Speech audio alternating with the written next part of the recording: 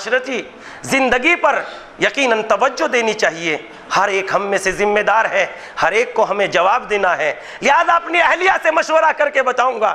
یہ اپنی اہلیہ کے پاس آئے اور کہنے لگے جب میری دعا قبول نہیں ہو رہی تو میں نے نبی خدا کی بارگاہ میں التجا کی، اے نبی خدا میرے لیے اللہ کی بارگاہ میں دعا کر دیجئے. نبی خدا نے میرے لیے دعا کی اور اللہ نے وعدہ کیا کہ مجھے ایک بیٹا عطا کرے گا، لیکن شرط یہ ہے کہ جب وہ جوان ہو جائے گا اور ہم اس کی شادی کریں گے تو شب زفاف اس بچے کا انتقال ہو جائے گا، وہ بچہ دنیا سے رخصت ہو جائے گا. ماں نے کہا ہم تو ضعیف ہو گئے ہیں، ہم تو بوڑھے ہو گئے ہیں، اور جب ہم ضعیف ہو گئے ہیں جب وہ بچہ عطا کرے گا مالک، اور جب وہ بچہ جوان ہوگا ضروری تو نہیں ہے کہ جب وہ جوان ہوگا تو ہم اس کا غم برداشت کرنے کے لیے اس دنیا میں موجود ہوں. جب وہ جوان ہوگا تب تو ہم اس دنیا سے رخصت ہو چکے ہوں گے، لہذا اس کا غم ہم برداشت نہیں کریں گے. جاؤ نبی خدا سے جا کے کہو ہمیں اولاد پیاری ہے، اگر انتقال ہی کر جائے گا تو انتقال کر جائے، مگر ہم بے اولاد نہیں رہ سکتے،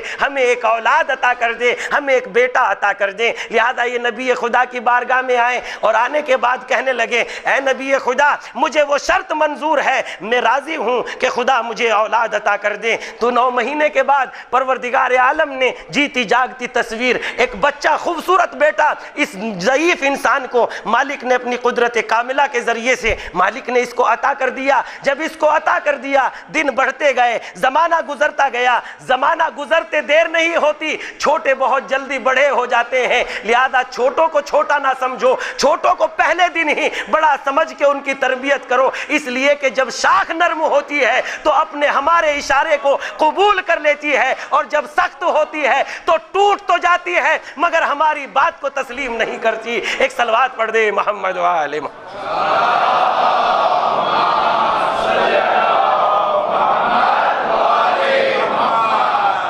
لہذا دن چلے جاتے ہیں، لمحے گزر جاتے ہیں، بچے بہت جلدی جوان ہو جاتے ہیں، اور ایسا لگتا ہے ابھی تو بچپنا تھا اور ابھی جوانی آ گئی، اور ابھی جوانی بھی آ گئی. بے فکر رہو، کچھ دنوں کے بعد بڑھاپا بھی آ جائے گا. یہ زندگی بہت جلدی گزرتی ہے، زندگی کا کوئی بہت زیادہ موقع نہیں ہے. لہذا اس زندگی کو غنیمت سمجھو، جتنا اس سے فائدہ اٹھا سکتے ہو بندگان خدا کی خدمت کرو. بندگان خدا کی خدمت سے خدا راضی ہوتا ہے. مثال تو مجھے یہ کل دینی تھی مگر جب زبان پہ آ گئی ہے تو بخل نہیں کروں گا، بخالت سے کام نہیں لوں گا. کل کا پروردگار مالک ہے، جو وہ پڑھوانا چاہے گا پڑھ دوں گا. بندگان خدا کی خدمت کرو، اس سے پروردگار عالم راضی ہوتا ہے. پروردگار عالم دعاؤں کو قبول کرتا ہے. اور بندگان خدا کی توہین نہ کرو، چاہے وہ گناہگار کیوں نہ ہو. مثال سے عرض کرتا ہوں، ایک انسان جس کو پروردگار عالم نے بڑے عہدے دیے ہوں، اور بڑے عہدے دینے کے بعد ہم چھوٹے لوگوں کی کیا آرزو ہوتی ہے، ان بڑے لوگوں سے دوستی کر لو، تعلقات کر لو، تاکہ ان کے اثر و رسوخ ہمارے کام آئے اور یہ کہیں ہماری ہیلپ اور مدد کر سکے. لیکن ہم نے دیکھا کہ آدمی تو بہت بڑا ہے لیکن اس کے 2 بچے ہیں، 4 بچے. کہتے ہوئے تو آج کے زمانے میں ڈر لگتا ہے، اگر 4 منہ سے نکل گیا تو آپ لوگ ہی کہہ دو گے کہ مولانا حضرات کو یہی کام رہتا ہے. ایک صلوات پڑھ دیں محمد و آل محمد.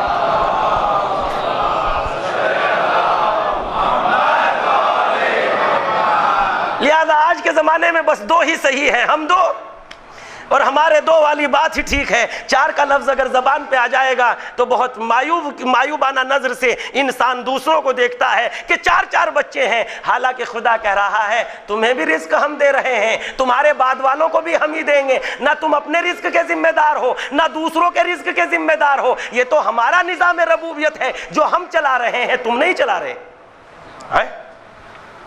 لہذا ان کے 2 بچے، جو بڑا آدمی ہے، میرا جملہ یاد رکھیے گا، بندگان خدا کی توہین نہ کرو، بندگان خدا کی عزت کرو چاہے گناہگار ہی کیوں نہ ہو. یہاں تک کہ آپ جانور کی بھی توہین نہیں کر سکتے. مارنا تو بڑی بات ہے، آپ جانور کی توہین نہیں کر سکتے. شریعت مقدسہ کے اعتبار سے ہر توضیح المسائل میں لکھا ہوا ہے. 2 نفس کا اس کے تذکرہ کیا ہے، ایک نفس محترم اور ایک نفس غیر محترم. نفس محترم یہ انسان کا نفس، نفس غیر محترم جانور کا نفس. لیکن مسئلہ شرعی یہ ہے کہ اگر انسان کے پاس صرف اتنا پانی ہو جس سے وہ وضو کر کے نماز پڑھ سکتا ہو، اور ایک کتا بھی ایسا ہو جو پیاس کی وجہ سے مر رہا ہو، اگر تم نے اس وضو کے پانی سے وضو کر کے نماز پڑھ لی اور اس جانور کی جان نہیں بچائی جو پیاس کی وجہ سے مر رہا تھا، تو خداوند عالم اس عبادت کو قبول نہیں کرے گا۔ تم اس پانی کو جانور کو پلا دو، ہماری بارگاہ میں اگر تیمم کر کے بھی آ جاؤ گے تو ہم تمہاری عبادت کو قبول کر لیں گے، اس لیے کہ تم نے ایک نفس کی جان بچائی۔ ایک صلوات پڑھ دیں محمد و آل محمد پر۔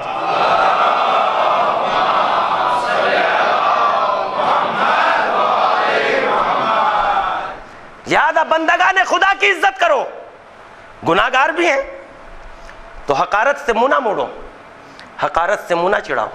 مثلا مثال عرض کرتا ہوں، اس بڑے آدمی جو بڑا آدمی ہے، دولت میں، شہرت میں، عزت میں، علم میں، مال میں، ہم اس سے تعلقات بڑھانا چاہتے ہیں تاکہ اس کے اثر و رسوخ ہمارے کام آئے، لیکن چونکہ بچے نالائق ہیں اور کوئی گناہ ایسا نہیں ہے جو ان بچوں میں نہ پایا جاتا ہو، اس کی اولاد میں نہ پایا جاتا ہو، ہم ان کی توہین کریں اور باپ سے تعلقات بڑھانا چاہیں تو باپ اس توہین کو ایک مرتبہ برداشت کر لے گا، 2 مرتبہ برداشت کر لے گا، تیسری مرتبہ کہے گا آپ عجب آدمی ہو، مجھ سے تعلقات بڑھانا چاہتے ہو، میری اولاد کی توہین کرتے ہو۔ ہم ہاتھوں کو جوڑ کے عرض کریں گے مالک، اے میرے سید و سردار، آپ کے جو بچے ہیں، اولاد ہیں، نالائق ہیں، ہم اس وجہ سے ان کی توہین کرتے ہیں۔ تو وہ پلٹ کے جواب دے گا نالائق ضرور ہے لیکن اس بات کا تو انکار نہیں کر سکتے کہ میری اولاد نہیں ہے، نالائق ہونے کے بعد بھی اولاد تو میری ہی ہے۔ اسی طریقے سے اگر گناہگار بندوں کی توہین کرو گے اور اگر ادھر سے آواز آئی تم مجھ سے دعا کرتے ہو اور میرے بندوں کی توہین کرتے ہو، میں پلٹ کے کہوں میرے مالک یہ تو نالائق بندے ہیں، ادھر سے خدا پلٹ کے کہہ دے گا اگر نالائق بندے ہیں تو ہوا کرے، بندے تو میرے ہی ہے، میں ہی ان کا پروردگار ہوں۔ ایک صلوات پڑھ دیں محمد و آل محمد پر۔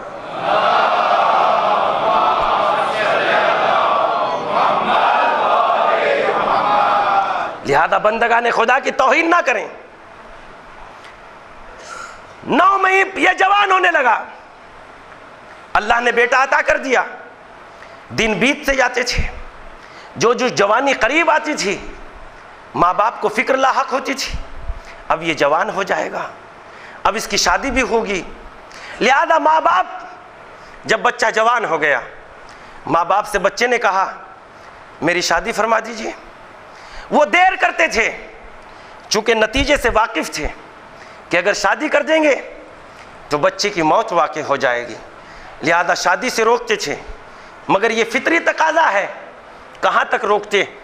ماں باپ نے طے کر لیا بیٹے کی شادی کر دیں، جو رب کو منظور ہوگا وہ تو ہو کے رہے گا، ہماری طاقت اس کی طاقت کو نہیں روک سکتی۔ انہوں نے بچے کی شادی کر دی، نوجوان کی شادی ہو گئی، شادی ہو گئی، صبح نمودار ہوئی، ماں باپ انتظار میں ہیں، نہ جانے اب تھوڑی دیر میں دلہن روتی پیٹتی نکلتی ہے میرے شوہر کا انتقال ہو گیا، لیکن الحمدللہ صبح نمودار ہو گئی، شوہر بھی زندہ و سلامت ہے اور دلہن بھی زندہ و سلامت ہے۔ ماں باپ نے سجدہ شکر کیا، دوسرا دن بیت گیا، شوہر بھی سلامت، دلہن بھی سلامت، کئی مہینے بیت گئے، دونوں کے دونوں سلامت ہیں۔ باپ کو تعجب ہوا، ماں کو تعجب ہوا، نبی خدا نے تو یہ کہا تھا شب زفاف بچے کا انتقال ہو جائے گا، مگر یہ تو دونوں سلامت ہیں۔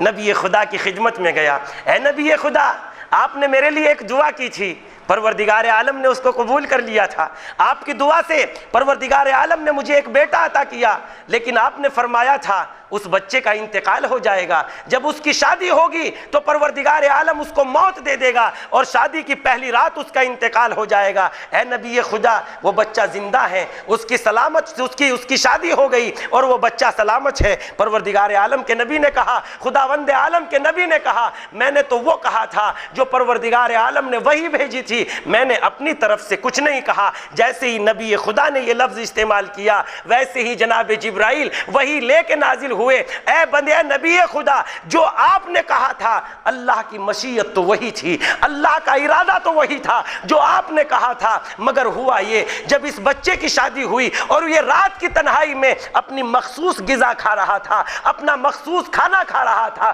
سردی کا موسم تھا، سردی کے موسم میں ایک ضعیف نے اس کے دروازے پر آ کر کہا کہا, ایک فقیر نے اس کے دروازے پر آ کے کہا, کون ہے جو اس ضعیف کو, اس فقیر کو اس سردی کے موسم میں اس فقیر کا پیٹ بھر دے, اس کو غذا تناول فرما دے. لہذا اس نوجوان نے اپنے سامنے کا کھانا اٹھایا اور اس فقیر کو دے دیا. جب اس فقیر نے اتنا لذیذ کھانا کھایا تو اللہ کی بارگاہ میں ہاتھوں کو اٹھایا اور ہاتھوں کو اٹھا کے کہا, اے میرے پروردگار, اس بچے کی عمر میں اضافہ کر دے. جب اس بچے کی دعا کی تو دعا عمر میں اضافہ ہوا اور پروردگار نے علل اعلان کہا, جب میرا بندہ میرے بندوں پر اتنا مہربان ہے کہ اپنے سامنے کی غذا میرے محتاج بندوں کو دے دیتا ہے, تو میں مالک و رحیم و کریم ہونے کے بعد اپنے بندے پر کتنا مہربان ہوں گا. لہذا جاؤ, میں نے اس کی 80 سال کی عمر میں اضافہ کر دیا. ذرا غور تو کرے, وہ مالک کتنا مہربان ہے, وہ پروردگار کتنا کریم ہے, جو ایک صدقے کی برکت میں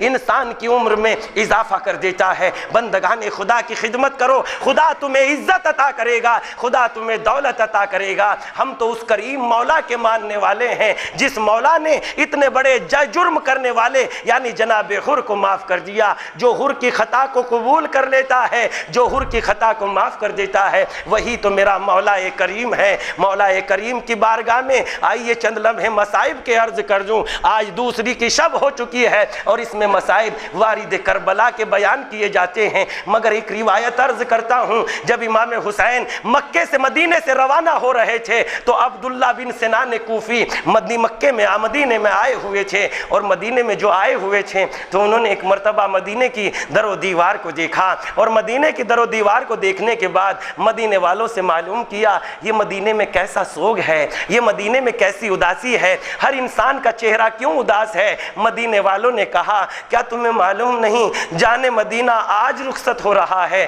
نبی کا نواسا مدینے سے نکل رہا ہے. اس جناب عبداللہ بن سنان کوفی نے کہا, مجھے خاندان بنی ہاشم میں لے چلو تاکہ میں جناب رسالت مآب کے نواسے کو رخصت ہوتے ہوئے دیکھوں کہ تم کیسے اپنے نبی کے نواسے کو رخصت کرتے ہو. میں گیا اور مجھے لے جایا گیا تو عبداللہ بن سنان کوفی کہتا ہے کہ میں نے دیکھا خاندان بنی ہاشم کے جوان سفر کی تیاریوں میں لگے ہوئے ہیں, اور ایک ناکے کو لا کے بٹھایا گیا, محمل کا پردہ پڑا ہوا ہے. میں نے دیکھا ایک بی بی باہر تشریف لے کے آئی, ایک نوجوان نے ان کی نالائن کو سیدھا کیا اور ان کا ہاتھ پکڑنے کے بعد ان کو محمل میں بٹھا دیا. میں نے معلوم کیا یہ بی بی کون ہے اور یہ نوجوان بچہ کون ہے. مجھے بتانے والے نے بتایا یہ بی بی, یہ بچہ جناب قاسم یتیم حسن ہے, اور یہ بی بی جناب ام فروا ہے یعنی جناب قاسم کی والدہ گرامی. انہوں نے ان کو محفل میں بٹھایا, عزت و احترام سے سوار کیا. اس کے بعد وہ کہتے ہیں میں نے دوسری عورت کو دیکھا, دوسری بی بی آئی, رکاب پوش ہے, چادر میں لپٹی ہوئی ہے. میں نے دیکھا ایک نوجوان جو بڑا خوبصورت تھا آگے بڑھا, نالائن مبارک کو سیدھا کیا اور ان کو بٹھا کے دوسری محمل میں بٹھا دیا. میں نے معلوم کیا یہ جوان کون ہے اور یہ بی بی کون ہے. مجھے بتایا گیا یہ جوان علی اکبر ہے اور یہ بی بی لیلا ہے جو محمل میں سوار ہو رہی ہے. اس کے بعد میں نے دیکھا کہ ایک بی بی اور تشریف لائی اور لپٹی چادر میں لپٹی ہوئی آئی. میں نے دیکھا وہ جوان بھی آگے بڑھا, وہ نوجوان یعنی علی اکبر بھی آگے بڑھے, اور اس کے بعد ایک جوان اور آگے بڑھا اور اس بی بی کو بڑے عزت و احترام سے سوار کیا. میں نے معلوم کیا یہ کون ہے. مجھے بتایا گیا یہ علی کی چھوٹی بیٹی جناب ام کلثوم ہے, جنہیں سوار کرنے والے جناب قاسم آگے بڑھے, جناب علی اکبر آگے بڑھے اور جناب عباس آگے بڑھے. ان کو محمل میں سوار کر دیا گیا. اس کے بعد میں نے دیکھ رہا تھا کہ امام حسین ایک جگہ بیٹھے ہوئے اس سفر کی تیاریوں کا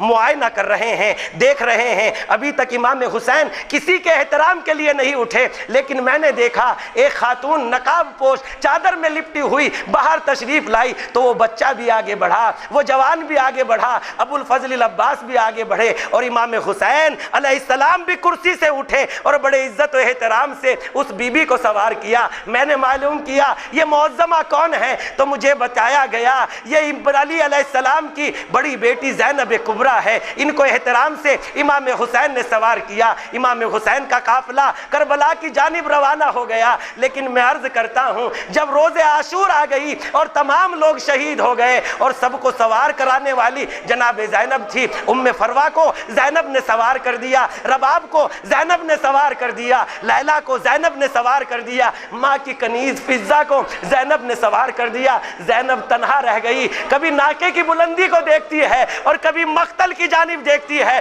مگر روایت کا فقرہ ہے، خدا کی قسم جناب زینب نے امام حسین کو نہیں پکارا، علی عباس کو نہیں، جناب امام حسین کو نہیں پکارا، علی اکبر کو نہیں پکارا، قاسم کو نہیں پکارا، بلکہ ایک مرتبہ نہر فرات کی طرف رک کر کے کہا اخی اب الفاظ، اے میرے بھائی عباس، زینب تنہا رہ گئی، زینب کو سوار کرے، لو اجرکم اللہ۔ زینب آج کربلا کے میدان میں پہنچ گئی، امام حسین کو حکم دیا گیا ان خیموں کو نہر فرات کے کنارے سے ہٹا لے۔ جناب عباس کو جلال آیا، عباس نے تلوار کو نیام سے نکال لیا، اب کیا کرے، حسین روکے، اگر حسین روکیں گے تو ابو الفضل عباس پلٹ کے کہہ دیں گے بھیا حسن کے جنازے پر تیر برسائے گئے، آقا آپ نے کہا یہ کربلا نہیں ہے، لجام فرس پہ ہاتھ ڈالا گیا، آقا آپ نے کہا یہ کربلا نہیں ہے۔ میرے مولا، ارے اب تو کربلا آ گئی ہے، اب تو عباس کو اجازت ہونا چاہیے، لیکن امام حسین نے زینب سے کہا عباس شیر کو روکو، شیر کو جلال آ گیا۔ بس ایک مرتبہ زینب نے پکارا بھیا عباس آئے، شہزادی کیا حکم ہے؟ کہا مولا کی مشیت یہ ہے خیموں کو دریا کے کنارے سے ہٹا لے۔ عباس نے سر جھکا دیا، شہزادی جو حکم ہے عباس اس کو تسلیم کرتے ہیں، شہزادی کے آگے عباس نہیں جا سکتے۔ الا لعنت اللہ علی قوم الظالمین وسیعلم الذین ظلموا ای منقلب ینقلبون۔ پروردگارا تجھے واسطہ محمد وآل محمد کا، اس شب جمعہ کا واسطہ، مالک ہماری تمام حاجتوں کو قبول فرما، پروردگارا ہمارے مرحومین کو جوار رحمت میں جگہ عطا فرما، پروردگارا ان کے گناہ تیرے کرم سے بڑے نہیں ہیں، مالک اپنے کرم سے ان کے گناہوں کو نیکیوں میں تبدیل فرما، پروردگارا اگر ان کے گناہوں کو معاف کر دیا ہے تو ان کے صدقے وسیلے میں ہم غریبوں کے گناہ کو بھی معاف فرما، پروردگارا بے اولادوں کو اولاد عطا فرما، پروردگارا صاحبان اولاد کو اچھی تربیت اور اچھی تعلیم دینے کی توفیق عطا فرما، پروردگارا تیری بارگاہ میں جو محتاج ہیں، پریشان حال ہیں، ان کی پریشانیوں کو دور فرما، پروردگارا تیری بارگاہ میں التجا ہے، شیعان اہل بیت کی جان کی، مال کی، عزت کی، آبرو کی حفاظت فرما، پروردگارا ظالموں کو نیست و نابود فرما، پروردگارا ہمیں ایسا شیعان اہل بیت قرار دے جیسا کہ تیری مشیت میں شیعان علی علیہ السلام کا رتبہ ہے، پروردگارا تیری بارگاہ میں التجا ہے، اپنی آخری حجت کے ظہور میں تاجیل فرما اور ہمیں ان کے آوان و انصار میں شمار فرما۔ ربنا تقبل منا انک انت السمیع العلیم۔